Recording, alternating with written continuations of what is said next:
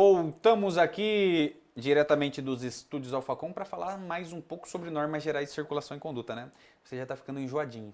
Assim como você estudando lá Sistema Nacional de Trânsito, isso aqui é muito repetitivo, tem muitas peculiaridades, né? Mas você deve persistir para que você consiga aí assimilar a temática, beleza? Então vamos lá, falar mais um pouquinho sobre o artigo 29 lá no inciso 5º. Agora a gente vai falar sobre o trânsito sobre o passeio. Então, é o artigo 29, inciso que? 5º. Aqui ele fala sobre o trânsito sobre o passeio. Beleza? Beleza, professor. E o que diz lá o inciso 5º? O trânsito de veículos sobre passeio, calçada e nos acostamentos só poderá ocorrer para que se adentre ou saia de imóveis ou áreas especiais de estacionamento. Ou seja, qual é a regra geral? A regra geral é que eu não transite sobre o passeio, eu não transite sobre a calçada, eu não transite no acostamento. Porque lá no anexo 1 ele traz especificações do que é um passeio e especificações do que é um acostamento. Vem comigo que eu preciso trabalhar isso aqui com você antes. Professor, para que serve um acostamento? O acostamento serve para imobilização. Imobilização de emergência. Beleza? E ele serve também para o trânsito. Trânsito de quem? De pedestres e também de ciclistas.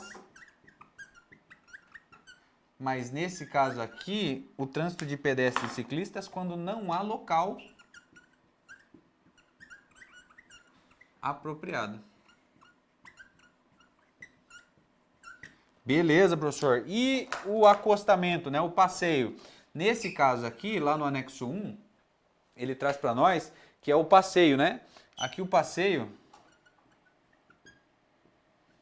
ele vai ser o quê? Um local para o trânsito de pedestres.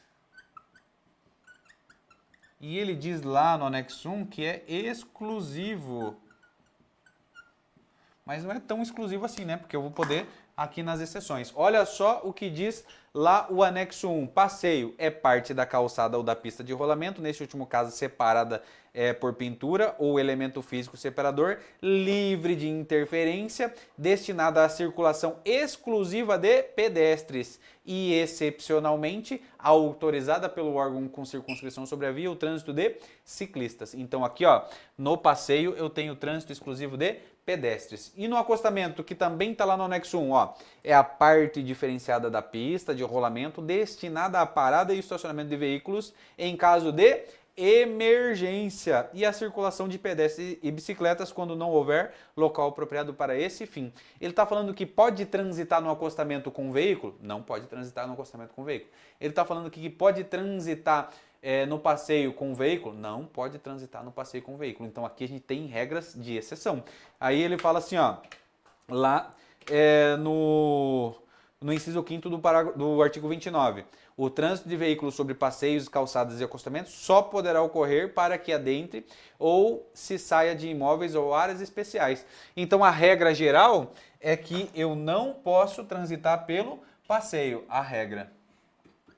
E você vai levar a regra e também a exceção. A regra é que não posso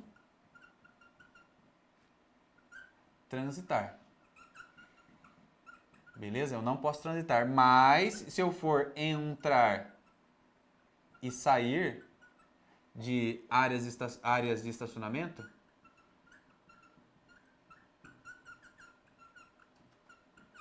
aí eu posso. Beleza? Aí eu posso. Beleza? É a regra não posso mais? Posso. Eu tenho a regra que você tem que saber que não pode se transitar pelo acostamento e também pelo passeio. E eu tenho a exceção que é o quê? Salvo se eu for adentrar ou sair do quê? Locais de estacionamento ou áreas especiais. Beleza? Então essa é a regra que você precisa levar. E professor, se eu transitar pelo acostamento ou se eu transitar pela calçada, eu tenho uma infração? Opa, filho, você tem uma infração e é uma infração muito pesada. E é a primeira infração que a gente vai falar aqui sobre fator multiplicador.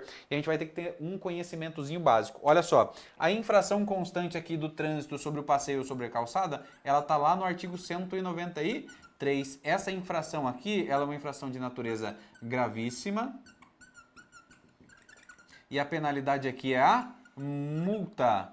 Mas aqui eu tenho o fator multiplicador vezes 3. Beleza, professor. Nossa, eu nunca tinha visto isso e agora eu vou ter que começar a aprender. Olha só, sempre que eu falar de fatores multiplicadores, ele vai multiplicar a quantidade de pontos ou a quantidade de dinheiro da multa. Ele vai multiplicar a quantidade de dinheiro. Quer dizer que você continua tendo uma infração de natureza gravíssima, penalidade de multa, você vai ter 7 pontos descontados ali na sua carteira nacional de habilitação, mas o valor daquela infração vai ser multiplicado por 3 vezes.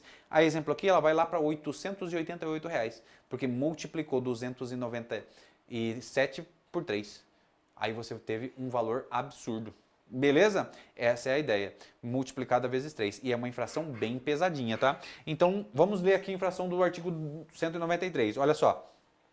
Transitar com o veículo em calçadas, passeios, passarelas, ciclovias, ciclofaixa, ilhas, refúgios, ajardinamentos, canteiros centrais e divisores de pista de rolamento, acostamento, marcas de canalização, gramados e jardins. Infração de natureza gravíssima, penalidade de multa vezes 3 vezes a multa. E olha só o que ele fala aqui, ó, sobre calçadas e passeios. Eu não posso transitar, mas se eu transitar aqui eu vou ter fora daquelas hipóteses de entrada e saída de estacionamentos e áreas especiais. Se eu transitei eu vou ter uma infração e também pelos acostamentos.